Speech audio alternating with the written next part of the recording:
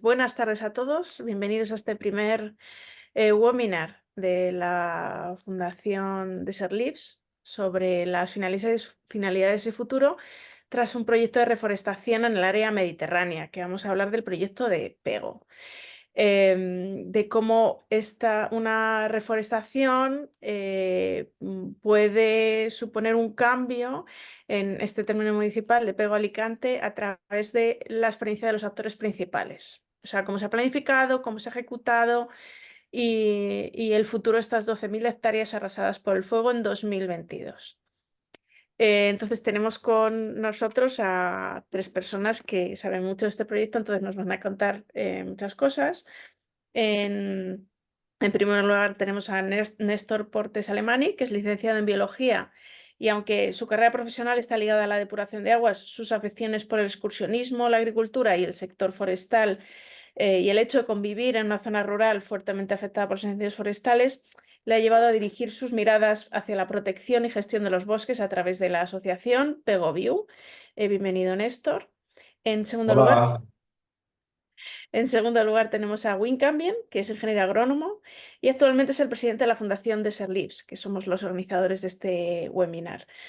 Fue uno de los fundadores de Desert Lives hace 4 años ya. Luego el año pasado nos hemos juntado algo de más gente y además de ocuparse de la dirección general de la fundación, también lleva la gestión del proyecto en Pego junto con Néstor Portes. Y por último, Carles Esteve Ferrer, que es ingeniero técnico forestal y licenciado en ciencias ambientales. Y su experiencia laboral, aunque tuvo una oficina técnica de proyectos medioambientales, siempre ha estado ligado a la consellería como técnico comarcal. También ha trabajado como jefe de la sección de caza y pesca continental en Valencia y técnico de recursos naturales en Alicante. Actualmente es el jefe de la sección forestal del Servicio Territorial de Medio Ambiente de la Policía de Alicante. Entonces, bienvenidos a los 3 y voy a intentar guiar el diálogo un poco entre vosotros 3 haciendo una serie de preguntas. Y en primer lugar quería comenzar con Néstor para ver cómo surge este proyecto, que nos expliques un poco este proyecto, por qué en Pego, por qué con Desert Lives, y que nos pongas un poco en el contexto de lo que va a escuchar la gente hoy en esta hora. muy bien, gracias Pilar. Buenas tardes a todos y a todas. Nada, el proyecto surgió como todos los proyectos un poco pues medio de casualidad y medio buscándolo. En principio, un compañero nuestro de Pegoviu estaba mirando de qué manera podríamos financiar un proyecto de reforestación. Veníamos de un incendio en el 2015 que arrasó 1.700 hectáreas entre la Vall d'Ebo y Pego. A partir de ahí, la asociación Pego Viu ya se puso en marcha para ver de qué manera podíamos reforestar y la verdad es que es bastante difícil, es complicado todas las gestiones que debes de hacer, pero pues como te digo, estábamos mirando de qué manera financiarlo, si los créditos de carbono, mirando pues diferentes opciones que hay y en eso pues que nos puso en contacto con Wim, con Desert Leaves, que él acudió a Pego a ver la zona, era antes del incendio del 2022 pero bueno, los terrenos que vimos ya estaban afectados por el anterior incendio y necesitaban pues una reforestación. A partir de ahí, pues el camino ha sido largo y costoso, pero productivo, porque al final hemos visto nacer un proyecto que es muy bonito, que realmente tiene unas dimensiones bastante grandes. De hecho, creo que en Pego no se había llevado a cabo una reforestación de ese tamaño. Y estamos contentos porque al final hemos encontrado una vía de colaboración entre Pego Viu y Desert Leaves que pues ha supuesto empezar este proyecto y puede que muchos más. Muchas gracias. Y entonces yo directamente lo que tú dices me vine a preguntar a Wim que primero qué es Desert Lips, que a lo mejor que no lo hemos contado, y cómo Desert Lips se implica en este proyecto y la base técnica de qué especies han escogido, por qué y cómo se está realizando. A ver, cómo nos hemos implicado en PEGO. Efectivamente, como Néstor ha explicado antes, nos fuimos invitados por PegoView. Desde luego conocíamos la zona porque nuestro ámbito de trabajo y de interés es todas las zonas eh, que se llaman drylands en su término oficial de la FAO, que se podría traducir al español como zonas secas en el mundo. Y lo que nos interesa es apoyar a organizaciones que quieren proteger bosques y desarrollar nuevas forestaciones en este tipo de zonas. ¿Por qué? Pues porque la filosofía de Desert Leaves es que la forestación no debe de competir con el uso del suelo para otros recursos más necesarios como puede ser la agricultura, sino que tenemos que buscar el valor añadido en las zonas donde no hay tantos usos distintos y por eso acabamos mirando a los drylands. Eh, Esto conlleva una serie de retos. Todos los ingenieros forestales sabrán que en drylands es mucho más complicado que crezcan bosques, pero es la vía que nosotros hemos elegido de andar y donde vemos que hay mucha necesidad y mucha demanda para apoyar organizaciones en este sentido. Y bueno, así es que entramos en contacto con PegoView, como ha explicado Néstor, y que también en colaboración con el ayuntamiento de Pego hemos tenido la posibilidad eh, bueno, de conseguir el permiso para actuar ahí y posteriormente también la aprobación del proyecto por parte de la Generalitat pues hace unos meses nos pusimos en marcha y en los terrenos que ahí se ven en estas fotos en este momento. Perfecto, muchas gracias. Y claro, ahora me dijo a Carles que desde tu punto de vista, ¿cómo se están apoyando este tipo de proyectos, de estas iniciativas que surgen desde el territorio con el apoyo de otra fundación o otras organizaciones, pero con una base social? ¿Cómo se apoyáis a este tipo de proyectos o a otros proyectos de este tipo similares?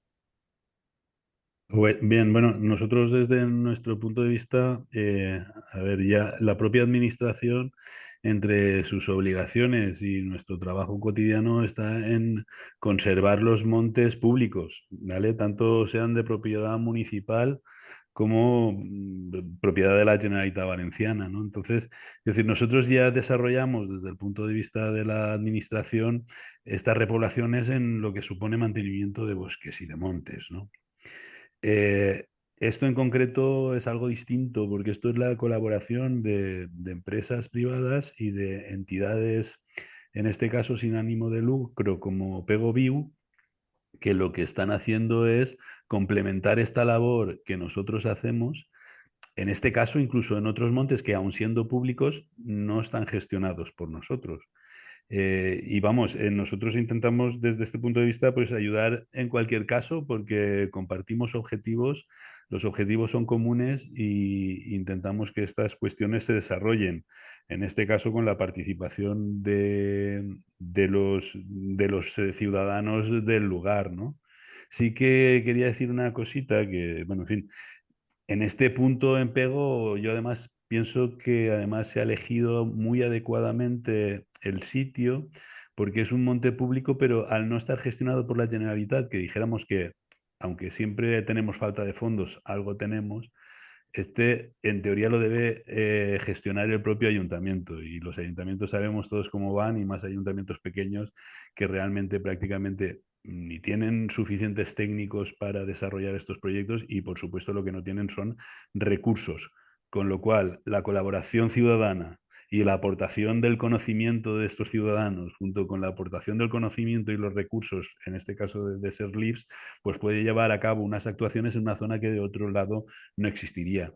La Generalitat no tenemos más que apoyar estas iniciativas y ayudar a que esto se lleve a cabo. Pero quería decir que el sitio es muy bueno porque, como habéis visto en las fotos, son zonas de antiguos cultivos que están aterrazados, que tienen incluso muros de piedra, que son estructuras muy antiguas, algunas de tiempos de árabes, de tratamiento del suelo, que nos va a ayudar a que, veis aquí en estas fotos, por ejemplo, nos va a ayudar a que haya más posibilidades y mayor éxito en las repoblaciones. Pero además es que en este caso, pese a que pertenecemos a una zona árida, que es como comentaba Desert Leaves, que ellos trabajan principalmente en zonas áridas o semiáridas, en este caso es que aunque la pluviometría sea muy concentrada en periodos muy concretos, es cierto que aquí llueve bastante, llueve por encima de 800 litros de media, ¿no? Bueno, no este año, pero en fin, como media en los últimos 30, ¿no? Y eso yo creo que nos va a favorecer en que esta repoblación, que está bien pensada, está en un buen sitio y que además la climatología creo que nos puede ayudar un poquito en estos años, si no en este, en los próximos, pues que sea un éxito, ¿no? Es que me parece como el enfoque muy adecuado, porque a veces estas iniciativas que suben desde el terreno es básico el tener apoyo de todos los múltiples actores que participáis en la gestión del territorio. Y ahora me dirijo a Néstor para ver cómo se comenzó, cuáles han sido los pasos y las mayores dificultades para empezar el proyecto. Que aquí todos estamos colaborando y haciendo cosas, pero al final es un proceso largo. ¿Cuáles han sido las principales dificultades o también qué han sido las principales llaves, ayudas a desarrollar este proyecto? Sí, pues como os decía, una vez ya nos pusimos en contacto con WIM, con Desert Leaf, tuvimos una primera visita viendo los terrenos y eso, pero no fue hasta después del incendio del 2022, este gran incendio que quemó todo el interior de la comarca, creo recordar 12.000 hectáreas, que es cuando ya realmente nos pusimos en serio. WIM pues, nos informó que una de las condiciones para financiar el proyecto es que necesitaba una seguridad jurídica, digamos, de disponer de los terrenos durante 30 años. Creo recordar, ¿no, WIM? Si no, me, me rectificas, pero creo que eran 30 años. Claro, con 30 años En 30 años. es difícil conseguir la cesión por parte de particulares, ¿vale? La mayoría del monte forestal en el término municipal de Pego es privado, es de propiedad privada. Y claro, con esa condición, pues vimos que realmente teníamos que ir a buscar el ayuntamiento, los terrenos del ayuntamiento. Que después se pueden ampliar a terrenos particulares, veremos cómo. Pero en principio digamos, esa característica, ¿no? Esa condición de disponer de ellos durante 30 años, solo lo podíamos conseguir a priori con los terrenos municipales.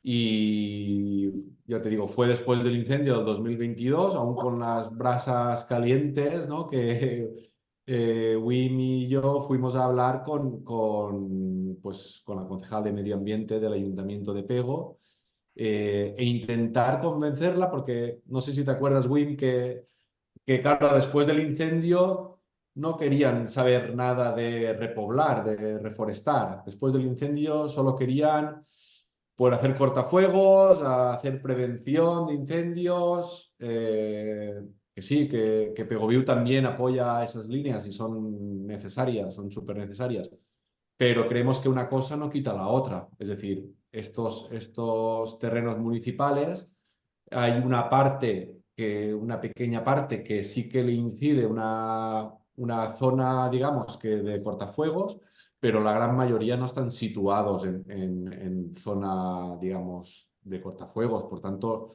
no iban a ser gestionados por el ayuntamiento de esta manera. Y creíamos que el estado, digamos, de potencial erosión que había en los montes recomendaban pues actuar. Y creo que hay un informe también postincendio del CEAM que también lo recomendaba después del incendio del 2015 y después del 2022, la zona se ha visto realmente ya, ¿no?, afectada. A las especies les estaba costando o les iba a costar a recuperarse. Y todo eso, pues nada, nos impulsó un poco a seguir en el proyecto, convencer a las autoridades municipales que este proyecto valía la pena.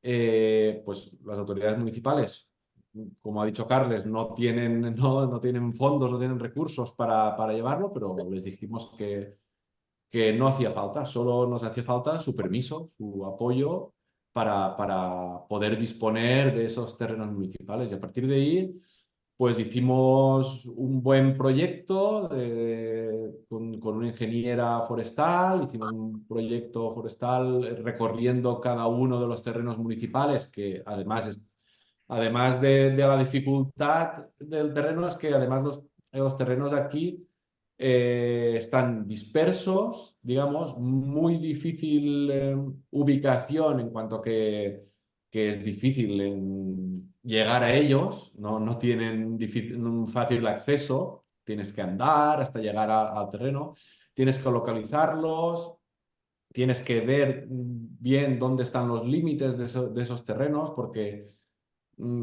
aquí las propiedades forestales se han ido perdiendo de generación en generación. Ya queda muy poca gente que conozca realmente los límites de sus parcelas.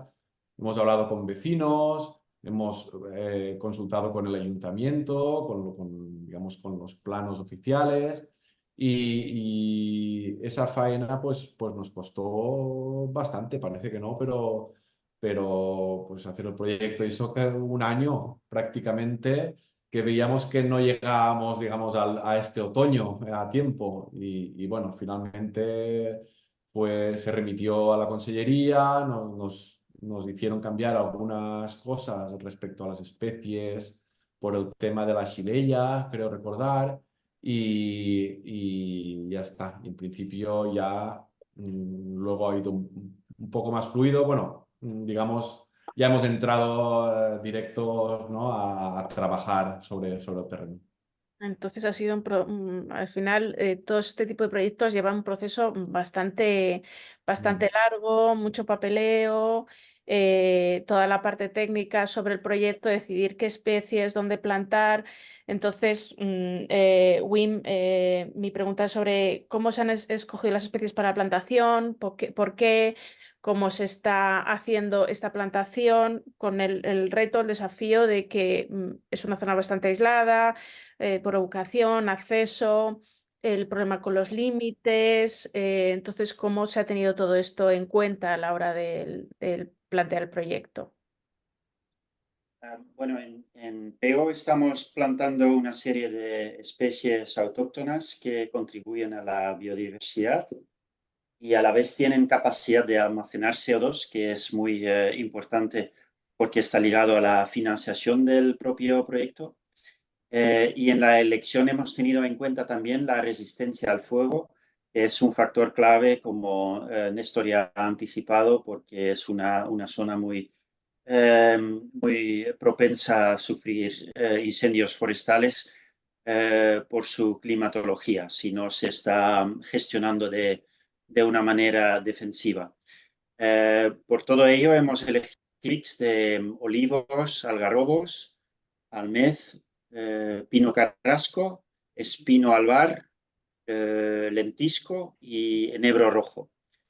No hemos recibido permiso de plantar carrascas, perdón, por la presencia de una enfermedad que se llama Xylella fastidiosa en la zona. Y en el propio trabajo de plantación tenemos en cuenta la humedad del suelo y la insolación, con lo que plantamos las especies más resistentes al calor y a la sequía, como el pino carrasco, en las laderas solanas y donde menos agua hay en el suelo. Y especies como espino albar y almés se reservan para zonas con más agua en el suelo y menos insolación. Y con esta, todo lo que sabemos y de las especies y todos los retos, Carles, ¿qué es lo que más te sorprende de este proyecto, comparándolo con otros o con tu experiencia ya de... Sí. Bueno, primero, antes te he contestado y me he ido un poco por las ramas y a lo mejor no he concretado. Realmente la administración, aparte de lo que os he dicho como introducción, en lo que colaboramos es, en primero, somos la administración y somos los que tenemos que dar las autorizaciones para las obras en terrenos forestales. Por lo tanto, lo primero es facilitar el papeleo que decíais antes, ¿vale? Segundo, hemos intentado ayudaros desde el punto de vista técnico, aunque hay muchos técnicos que han colaborado en el proyecto, empezando por la ingeniera forestal que lo ha redactado y la gente que tenéis en Desert Leaves, pues nosotros hemos hecho nuestras aportaciones, que tenemos mucha experiencia de gestión en la zona y ahí hemos hecho algunas aportaciones y aparte... Luego tenemos el problema de la legislación, es decir, tenemos que cumplir la legislación, como decían, la Xylella fastidiosa, hay las especies de quercíneas, resulta que han dado positivo, estamos intentando trabajar para que podamos en esta zona volver a poder plantar quercíneas, pero hoy por hoy no podemos, ¿no? Entonces, algunas especies hemos tenido también que decir esto por legislación, ¿no? Y por último, hay que decir que nosotros hemos colaborado también en dar planta. Es muy importante porque la planta tú la puedes comprar de un vivero homologado y tal, que es lo que habría que hacer. Pero en nuestro caso tenemos 3 viveros en la provincia que han podido surtir de planta y además es planta que la tenemos certificada. Sabemos de dónde se han recogido las semillas, las hemos plantado todas las garantías de sanidad forestal y fuera de plagas y fuera de contagios por hongos y tal. Y entonces dijéramos que esa planta es del terreno y está preparada para el terreno, que no siempre es fácil. A veces uno compra planta certificada en un vivero de Murcia y no sabemos si la planta viene de Murcia o viene de semilla que han comprado en otro lado o en otros lugares que no pertenecen al dominio de esa planta. Por lo tanto, yo creo que aparte de elegir bien las especies, las subespecies, perdón, las variedades y incluso los individuos que genéticamente estén preparados para el terreno. Bueno, eso es lo que antes no había sido muy genérico y no había contestado tan concretamente. Respecto a lo que me sorprende de este proyecto, pues voy a intentar ser breve también, ¿no? Hay 3 cuestiones que nos llaman la atención porque realmente en este proyecto están y en otros no. Primera, el seguimiento. Es decir, es un proyecto que no solo se dedica a plantar y dar el primer riego, sino que es un proyecto que va a más años. Es decir, quien está plantando no se compromete a hacer la plantación, he cumplido y me voy a mi casa, sino que luego voy a estar durante al menos 3, 4 años ayudando a esa planta en 2 aspectos, riego y marras. Es decir, las plantas que por lo que sea no se han adaptado al terreno, por lo que sea hemos tenido un año muy malo y al final no ha llovido lo que pensábamos. No hemos podido, el suelo, pues por lo que sea, el punto no era el adecuado. En fin, definitiva, reponer esas especies que se han plantado y se han secado. Con lo cual, lo que se intenta es que al final la repoblación tenga un éxito de supervivencia por lo más cercano al 90 o al 100%. Y eso es muy bueno porque no todos los proyectos son así. En este se ha hecho muy bien porque se ha conseguido que haya riego durante 3 años y que durante los 3 años haya reposición de aquellas plantas que se han secado. Eso va ligado un poco con la segunda cosa que me ha sorprendido, y es que económicamente está muy bien dotado, lo cual te da garantías de que no solo se pone en el papel haré, sino que hay dinero para hacerlo. Y eso nos da garantía de que si ese dinero se gasta, pues va a estar muy bien invertido y va a asegurar el éxito de la repoblación. Y por último, otra de las cuestiones que nos llama la atención y que no es siempre tan habitual es la implicación social. Es decir, yo lo he comentado un poco antes, pero ahora lo concreto, tener un proyecto que viene de la mano de las personas del territorio, de una zona que aunque Pego es una ciudad más poblada, la comarca en sí está muy despoblada. Muchas veces hablamos de la España vaciada, ya que aquí en Valencia tenemos ciudades importantísimas y a 10 kilómetros pueblos prácticamente deshabitados. ¿Vale? No son zonas tan exentas, pero es cierto que hay zonas rurales aquí que tienen menos habitantes que zonas a lo mejor de Castilla y León. Entonces, el que sea el propio pueblo, el que se implica con voluntarios, con gente que conoce, que puede hablar con los vecinos, que puede explicar el proyecto, porque al final conocer un proyecto puede llevarte a quererlo y que te lo impongan y te lo pongan en tu territorio, por muy bien hecho que está, crea desapego en la población y por lo tanto ese es el último aspecto que yo creo que es importante. Dotación económica, mantenimiento a largo plazo, es decir, compromiso a largo plazo e implicación ciudadana en un proyecto que es beneficioso incluso para el propio entorno y para el propio lugar donde se va a desarrollar. Me parecen, bueno, tres sorpresas que no deberían ser tan sorpresas, que deberíamos tenerlo en los proyectos de restauración a escala paisaje, como se dice a nivel internacional, esto es landscape restoration, siempre está el componente social ahí muy presente, que a veces no sé por qué se nos olvida en otros territorios. La idea de seguimiento, de riego, reposición de marras, que también debería ser, o sea, en la parte de calidad de la planta, o sea, esta idea de que cuando se restaura un paisaje tiene que haber una base de calidad y de conocimiento técnico de principio a fin. O sea, no debería sorprendernos, pero cuando sorprende es interesante.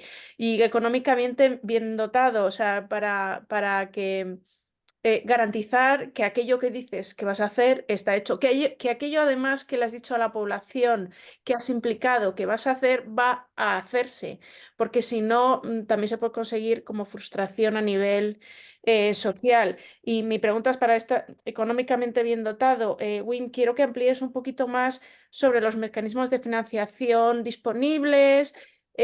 Has hablado del CO2, un estimativo de la capacidad y compensación de CO2 que tendrá el proyecto de Pego.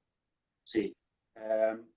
Por un lado, como Carles ya ha anticipado, por parte de la Comunidad Valenciana recibimos una cantidad importante de plantas de manera gratis para nosotros y eso es una contribución muy importante al proyecto.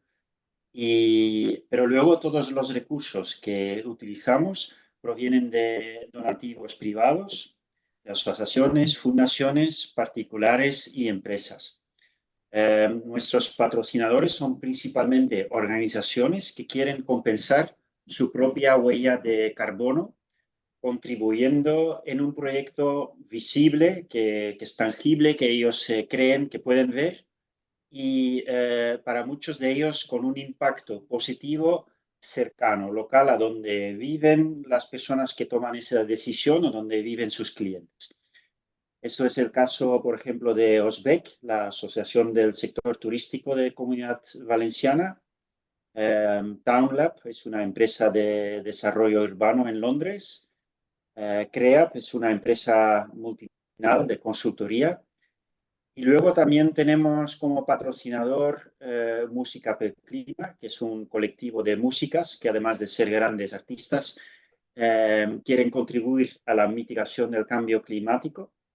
Y Lifeterra, que es una fundación que desarrolla y apoya proyectos de forestación en todo Europa y ha, de cierta manera, externalizado parte del trabajo a organizaciones como Desert Leaves en esa labor. Entonces, lo que ellos buscan es tener un impacto positivo que, al ser posible, se traduce en unos parámetros, unos objetivos cuantificables, medibles. Y para eso el potencial de secuestro de CO2, aunque quizás no es la mayor beneficio que conseguimos con esta reforestación sí que es un parámetro clave para nuestros patrocinadores. Nosotros aplicamos el método ex ante desarrollado por el MITECO, que está basado en el número de árboles que plantamos de cada especie.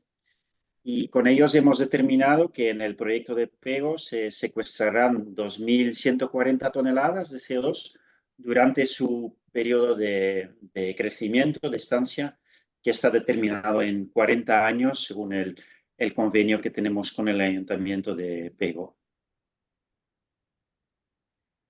Muy bien, a mí me parece, o sea, yo personalmente veo el tema del CO2 como una oportunidad para hacer proyectos así. O sea, con las cosas bien hechas, tú consigues un cambio en el territorio y a largo plazo, además.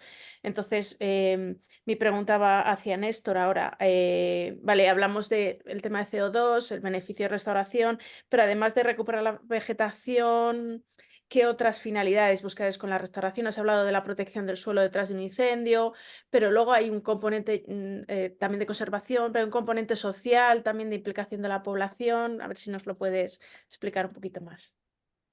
Sí, sí, claro, además de recuperar, ¿no? la vegetación y incorporar especies que veíamos que se están excluyendo debido a la frecuencia de los incendios, pues los beneficios de este proyecto a la población pues son evidentes.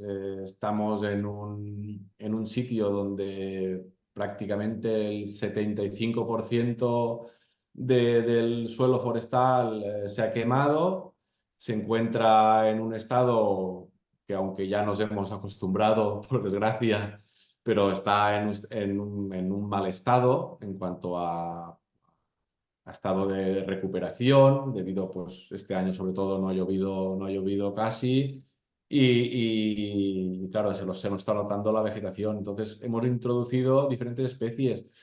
Esto en el futuro, como habéis dicho, si continuamos con el mantenimiento a largo plazo, y esa es la idea, la diferencia con aquellos sitios donde no se ha actuado, porque no hemos podido, porque son terrenos privados y no hemos encontrado al dueño, porque digamos que no se puede llegar a todo, pero la diferencia con aquellos sitios donde no se ha actuado va a ser bastante grande. El impacto, digamos, de esa vegetación, y yo diría a nivel emocional para la población de Pego va a ser bastante grande. Además, hemos empezado por unas zonas bastante frecuentadas por excursionistas, que va a permitir eso, pues, aumentar, ¿no? la calidad de ese medio natural que tenemos, de esas montañas. Pero además también pues, queremos mantener esos márgenes que hablaba Carles, que están ahí desde muchísimos años. Y la verdad es que es impresionante porque una de las pocas cosas buenas que tiene un incendio, ¿no? Digamos, después de un incendio, es que puedes ver esas estructuras de piedra, ¿no?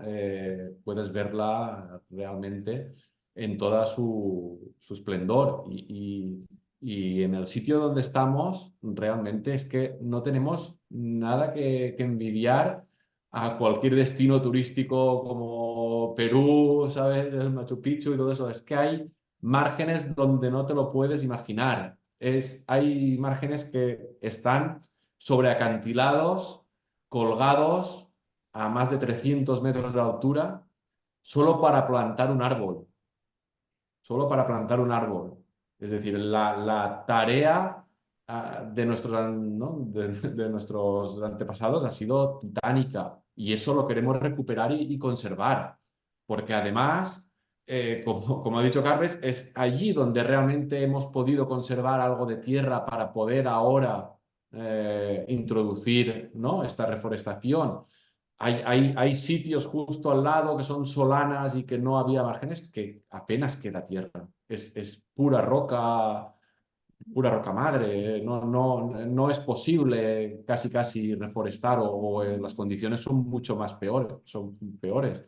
Por tanto, creo que esas dos cosas son importantes, pero es que además podemos fomentar el empleo local con estos proyectos, que la gente pueda ver que se puede, que no solo hay turismo, digamos, que también hay otros sectores que estamos empezando y si realmente esto funciona, esto es rentable, ¿no? Digamos, entre cometas, ¿no? Es rentable, digamos, se puede financiar y puede dar trabajo a gente joven, porque la gente que trabaja allí es joven, porque entre otras cosas también el trabajo es duro, es bastante duro, pues la verdad es que podemos un poco, ¿no? Pues animar a la población y cambiarles un poco esa perspectiva que se ha creado en los últimos 30 años de abandono de las zonas forestales, de abandono de los cultivos típicos, digamos, y volver un poco a retomar la gestión de las zonas forestales. Puede que no sea de la misma manera que hace 30 o 50 años, es decir, puede que los cultivos no sean ahora la salida, digamos, para, para volver a gestionar o volver a rentabilizar el sector forestal. Pero bueno, vamos a ir probando a ver qué proyecto, ¿no? nos supone una revitalización del sector y si digamos, este proyecto acaba funcionando, podemos hacerlo a mayor escala, podemos emplear a más gente joven de los pueblos y así combatir la despoblación que hay en ellos, pues creo que habremos conseguido algo más que plantar árboles. A mí me gusta mucho esta idea del sector forestal como uno de los motores para el desarrollo rural y para la actividad económica en el territorio. El único, a lo mejor no el único, no el más importante, no depende de la zona, pero a veces se nos olvida este componente económico y de que puede suponer el sector forestal en un territorio, como que no se tiene en cuenta. Entonces, ahora mi pregunta va a Carles, ¿crees que este proyecto es replicable en otras áreas y también con este aspecto del sector forestal como un motor económico de los territorios, un elemento más de ese motor? A ver, yo creo que sí que es replicable y sobre todo este modelo, conforme está, ahora explicaré por qué pienso que además es replicable conforme está. Y no sé si lo he dicho antes, pero el que se invierta en zonas donde no se puede invertir si no es con este tipo de aportaciones, eso es muy importante. Muchas veces tenemos la manía de irnos a los montes públicos a hacer la gestión que en teoría debe hacer la Generalitat. Ahí debemos exigirle a la Generalitat, exigirnos a nosotros que se incorporen presupuestariamente el dinero que se tenga que incorporar para que eso se mantenga. Porque es nuestra obligación y es una administración pública la que lo debe hacer. Pero es verdad que tenemos otros montes, propiedad de ayuntamientos o de particulares, que los tienen abandonados porque, claro, económicamente no son rentables. Entonces, hacer una inversión económica del tamaño que pueda ser esta o cualquier otra similar, o incluso menor, eh, ¿quién la hace? O la hacemos vía impuestos, o ese motor económico puede venir de esas empresas urbanas que utilizan el oxígeno que crean esos montes, que esos montes les sirven para reducir la carga de CO2, que es uno de los gases de efecto invernadero, tanto de CO2 como de otros gases. Es decir, que esos beneficios que nos da la naturaleza y que están en otro sitio, pues que de esas zonas urbanas vaya dinero también a reactivar estas zonas. Esa es la reactivación económica. Es cierto que hay sectores forestales que están viendo un poquito de luz, como puede ser el tema de la biomasa, como puede ser la recogida de los aprovechamientos a lo mejor de pastos o de setas o de alguna o el turismo rural. O sea, son cuestiones que están generando algo de economía, pero yo me refiero a que estos tipos de proyectos que traen dinero son muy importantes porque ahí sí que hay una inyección económica donde hace falta y que además no va a ningún sitio vacío. No son impuestos que yo pago y ya veremos cómo nuestros gobernantes los distribuyen. No son fondos finalistas, que sabes dónde los pones y dónde van a ir, ¿no? Eso es muy importante. En general, esto es un planteamiento general. En cuanto a este proyecto en concreto, pues decía que primero el sitio es elegido muy bien porque estábamos hablando de un lugar de este tipo. Y segundo, ¿por qué pienso que es replicable? Pues porque al final, si todos trabajamos en post de esto del medio ambiente, de los montes, y todos nos implicamos, la gente lo conoce. Antes hablaba de que es muy importante la implicación social. Muchas veces, y los técnicos somos los primeros, que nosotros aplicamos nuestra técnica y nos olvidamos de la parte social. Y es cierto que este tipo de proyectos, como traen financiación de otros lados, están obligados a hacer esa parte social porque los inversores y la gente tiene que saber dónde va ese dinero. Y eso, si no se publicita, si no se hacen webinars como esta, si no se explica, la gente no se entera. Y entonces sí que estamos creando una conciencia de que, mira, me obligan a poner un dinero, pero no estoy satisfecho con esto porque al final es una imposición legal, ¿no? Lo bueno es que se conozca y se publicite, con lo cual es replicable. Yo creo que si lo estamos haciendo en otros lugares también se está haciendo. Ya hay gente que está pidiéndonos la posibilidad de invertir en este tipo de repoblaciones. Nosotros hace poco hemos cambiado el reglamento de la Ley Forestal Valenciana, salió en julio, un decreto que regula la ley forestal, ¿no? Y en ese decreto ya vienen un poco esos matices, ya viene cómo en los montes públicos, en los de gestión nuestra, se pueden hacer convenios para que haya este tipo de inversiones. Y en definitiva, yo creo que la Consellería ya está adaptándose también a este tipo, incluso en las obras que hacemos nosotros, estamos empezando a calcular cuál es la captura de CO2 que hace la propia administración, porque nuestro deber también es explicarles a los ciudadanos que eso con sus impuestos también se hace, ¿no? Y en definitiva, creo que esto, ya te digo, es positivo y lo ideal sería que se hiciera, y no solo así, incluso en montes privados, que haya asociaciones que puedan tener la custodia de territorios y los trabajen. En definitiva, todo eso creo que es replicable y desde luego por parte de la administración vamos a estar apoyándolo en la medida que podamos, ¿no? Y sobre todo eso, que sean proyectos que no son pongo ahí mi dinero porque me interesa y lo dejo, no, no, como este. Proyectos donde yo invierto, donde me preocupo que esa inversión sea rentable, rentable desde el punto de vista medioambiental me estoy refiriendo, porque ya he dicho que antes de otro tipo de rentabilidad es difícil, pero que sea un proyecto que nos asegure que eso va a funcionar y que cada euro que se gasta en esto es un euro que tiene un beneficio desde el punto de vista medioambiental, desde el punto de vista recreativo y desde el punto de vista del paisaje y desde el punto de vista de infiltración de agua, de retención de la erosión, de muchos aspectos que indirectamente son un beneficio económico. ¿Vale? Y bueno, en principio, no sé, eso es lo que... Muy, muy interesante todos sus comentarios y no puedo estar más de Sí. acuerdo. Además, luego el tema de rentabilidad. ¿Qué es rentabilidad? La mejor reversión económica de dinero a lo mejor es a 100 años vista, entonces a lo mejor se considera que no es rentable, pero si consideramos protección del suelo, conservación, paisaje, también turismo, que la gente vaya más a pasear por allí, que de repente haya una pequeña empresa que se dedique a llevar a gente y dar paseos por allí y contarle no solo la plantación, sino la historia de estas estructuras de piedra que son tradicionales, la parte social y cultural implicada con todo eso.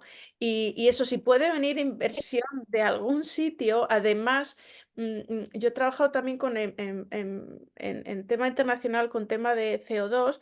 Y las empresas que compensan su huella, no es solo compenso mi huella, quiero saber exactamente qué está pasando allí. Quiero saber si hay un componente social, o sea, no es doy dinero y ya está. No, es quiero saber, de hecho mucha gente quiere visitarlo porque quiere saber si realmente eso que está haciendo está sirviendo para algo real en el territorio. Entonces, a mí me parece muy interesante y sobre todo es verdad la importancia de la parte social que a veces como técnicos forestales Nos olvida. se nos olvida. Se nos olvida que cuando llegas en la facultad a lo mejor no se destaca y cuando llegas al mundo real dices, es que no sé por qué no me han puesto más hincapié en esta parte que me parece básica. Y Sí. hablando de esa parte social, es como Bueno, de Néstor, todas formas, sí que quería comentar una cosa que no quiero que se me quede en el tintero, porque supongo que mucha gente de asociaciones ecologistas o preocupada por el medio ambiente nos recuerda y que yo como técnico forestal también la digo siempre y se la traslado a los políticos y creo que socialmente debemos trasladar este mensaje. Es muy importante crear nuevas formaciones boscosas, implantar vegetación donde no la existe. Es tan importante como mantener la vegetación que tenemos, que no se nos queme. Aquí estamos en una zona de incendios recurrentes, lo ha dicho Néstor, se quemó en el 2015 y en el 2022 se vuelve a quemar y además con mayor virulencia. Es decir, tenemos que ver también que ese carbono que estamos captando no lo podemos soltar en una semana al medio, ¿de acuerdo? Y entonces, quiero decir, nosotros incluso lo estamos tratando a nivel del ministerio y también. A ver si conseguimos también que esa fijación de carbono se pueda contemplar en el mantenimiento de no solo en la incorporación de nueva vegetación, que efectivamente, como decía Wim, está incorporando carbono en su crecimiento y está fijándolo en el territorio, sino ver si el mantener eso también podemos aplicar una cuota del mantenimiento de ese carbono que está retenido. No sé si me he explicado, pero es que muchas veces a nosotros nos da la sensación que tan importante, es muy importante repoblar, pero es muy importante también mantener lo que otros repoblaron o lo que la naturaleza repobló de forma espontánea, ¿no? mí me parece básico ese mensaje, que lo repetimos mucho, pero me parece que hay que seguir diciéndolo. Y de hecho, sé que en el Ministerio está intentando en esa línea y ya hay muchos artículos científicos con base científica para demostrar que gestionando y haciendo claras o gestionando los bosques conseguimos también no solo en mejorar, yo qué sé, la calidad de la madera o reducir el riesgo de incendios o producir biomasa en estas cortas, sino que además incrementamos la capacidad de estos bosques para captar CO2.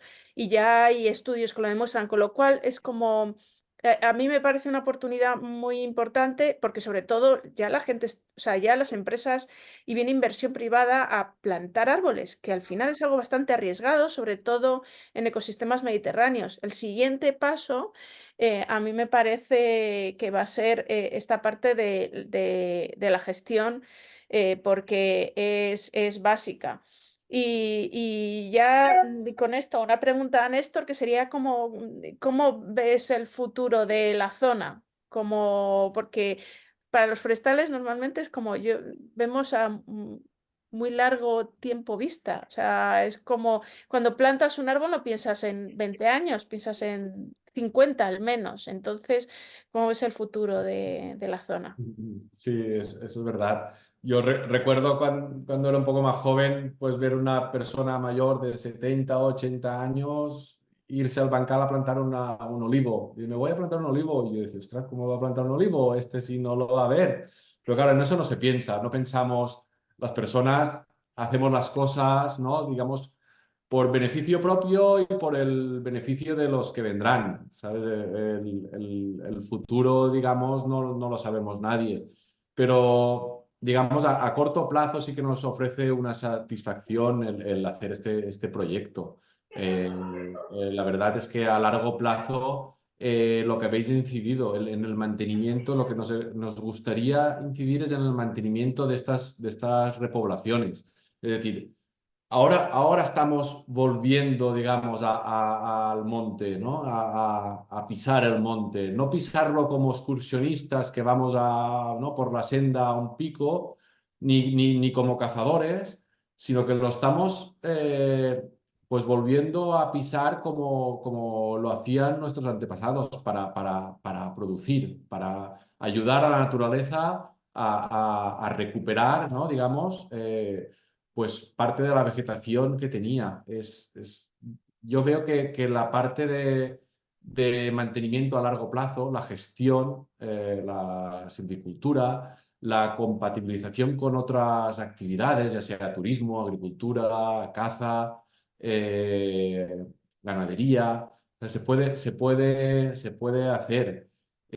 Como todo, y en este sistema se necesita financiación a largo plazo, que es lo que decía Carles, hay que ver, ¿no? cómo se financia eso, si a través pues, como ahora, pues, entidades privadas o también colaboran entidades públicas.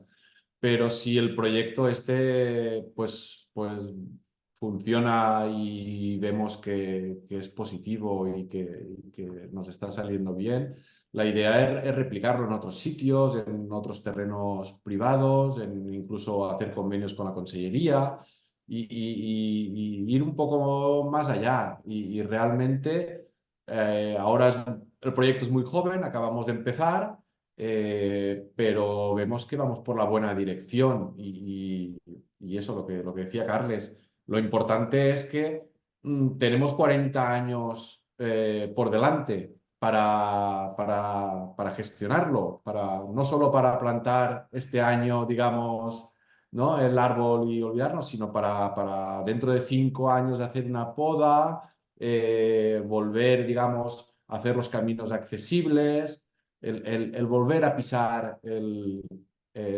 terreno forestal, el volver ya te digo, estamos gestionando una mínima parte, no todo va a ser posible gestionarlo, pero al menos lo que podemos vamos a intentar que en un futuro sea más resiliente en frente de los incendios forestales y que junto a la estructura que podamos ayudar a hacer, junto con las especies rebrotadoras que podemos plantar, pues que un incendio le afecte lo más mínimo, aunque los que vivimos aquí ya sabemos que tarde o temprano nos llega, ¿no? un incendio. Por eso ese mantenimiento a largo plazo es una de las condiciones que también hablamos con Win al principio del proyecto, es de las que más nos gustaba. No olvidarnos de la repoblación, sino volver el año que viene, volver el otro y ir guiando un poco ese bosque para el futuro.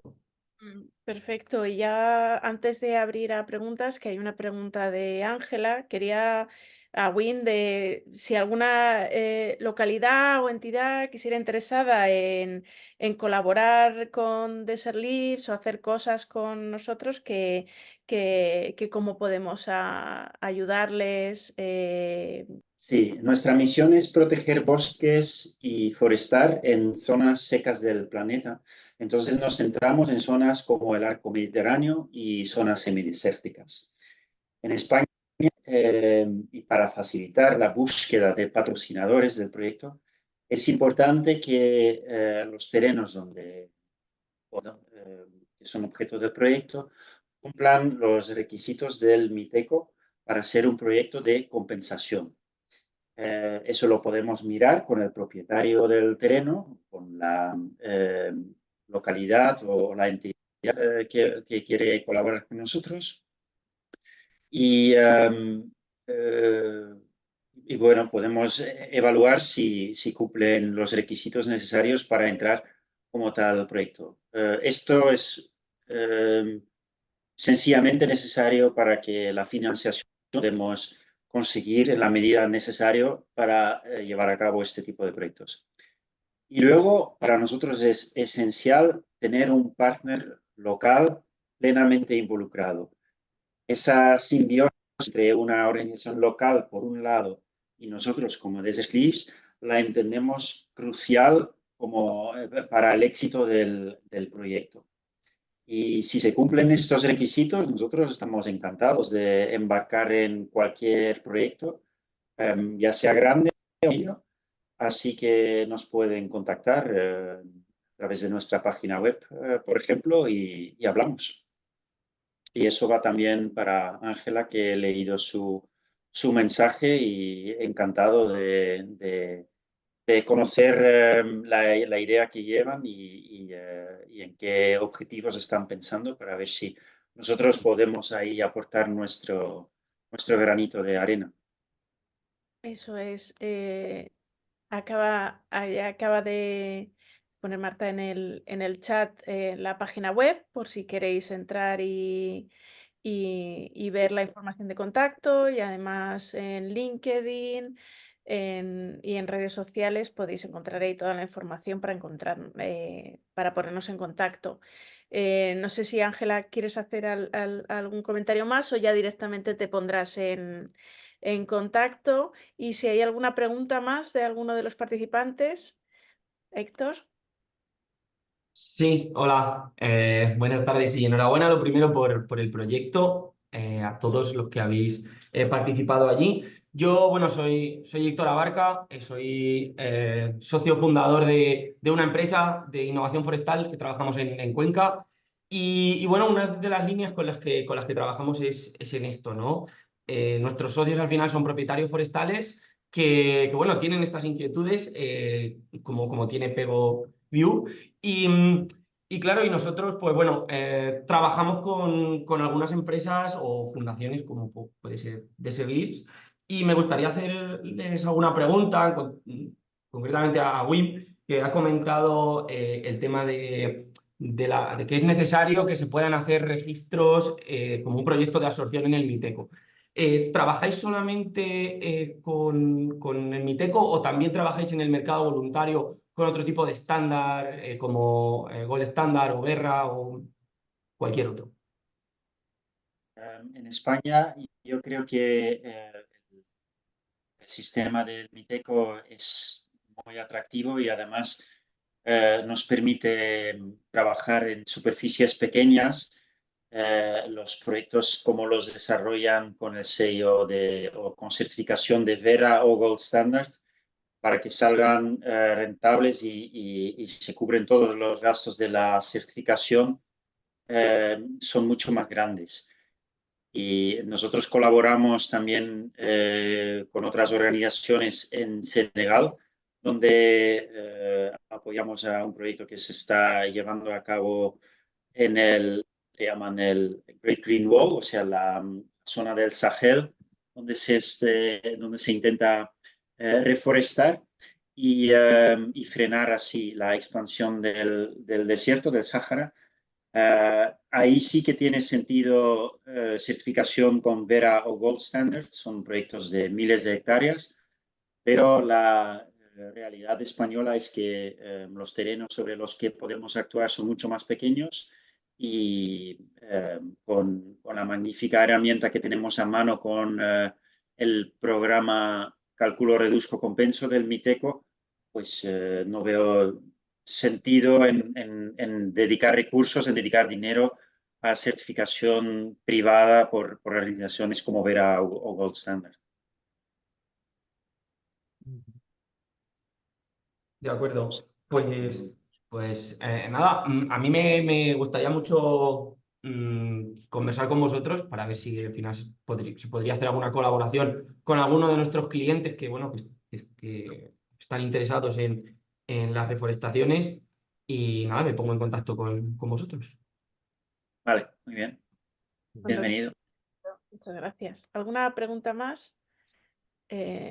Pilar, yo quería contestarle a Ángela un poco, aparte de que os podáis poner de acuerdo o lo que sea. Ella comenta la situación de Orihuela y efectivamente Orihuela, claro, los pocos pinares que tiene están en el límite de su existencia, y por eso efectivamente cuando tuvimos una plaga de Tomicus es verdad que prácticamente todo el arbolado pues murió, ¿no? Y bueno, en fin. Sí que se están haciendo algunos proyectos de gestión en la sierra. Lo que pasa es que efectivamente en las zonas muy áridas pues quizá no podemos trabajar con árboles y tenemos que trabajar con un matorral que cumpla el suelo y cumpla las funciones, pero efectivamente no tiene la estructura arbórea que nos gustaría. Pero en definitiva, en cualquier lado yo creo que se pueden buscar iniciativas para restaurar la cubierta vegetal, aunque ya digo que muchas veces no será con arbolado y tendremos que buscar otras especies más resistentes, pero que hagan la función de o sea, de control de la erosión, captación de recursos hídricos hacia el subsuelo por infiltración y bueno, y el paisaje y el ámbito recreativo, pues claro, cuando son montes de matorral o más pinchosos o con otra estructura, pues es más difícil, pero que sí que creo que se puede buscar. Lo único que habría que ver que, claro, los estándares de fijación son menores, pero bueno, en fin. No sé, eso ya se supone que supongo que a Deserlibs os pasará en muchos sitios. Orihuela está en zonas con pluviometrías, vamos, una cuarta parte de lo que llueve en Pego, o sea que eso es así. Este monte en concreto que ya comenta de la sierra es un monte público, pero bueno, en fin, ya os he dicho antes que nosotros estamos preparando para que incluso se pueda trabajar en los montes públicos. Ahí la cuestión es de que sería como una concesión de manial, es decir, nosotros llegamos a un acuerdo con el que va a reforestar y le dejamos que reforeste en esta zona, pero claro, el tema es que eso es un contrato que acaba a los 4 o 5 años y no tiene esta longevidad que podría tener como en un terreno privado que no tiene gestión y entonces pues a lo mejor privado o público pero sin gestión que lo pueden hacer a más largo plazo. No sé si me he explicado, lo he liado un poco, pero veía conveniente contestarle a Ángela, entre otras cosas, porque es de la provincia en la que yo trabajo y planteaba una cosa muy concreta. Perfecto, perfecto. Muchísimas gracias. ¿Alguna pregunta más? Entonces, si no hay ninguna pregunta más, voy a dar muchas gracias a nuestros presentadores. Muchas gracias, Néstor, Wimi y Carles, por esta hora de charla. Ha sido muy interesante y me ha encantado ir en profundidad sobre un proyecto como el de Pego. Muchas gracias a los que habéis asistido. Esperamos que os haya gustado este primer webinar, que va a haber más. Os mantendremos informados. Y muchas gracias a Marta por organizar todo esto, que aunque no la estáis viendo, está ahí escondida detrás del logo. Y hasta el próximo webinar. Muchas gracias. Colgaremos el vídeo en el canal de YouTube de Serlibs.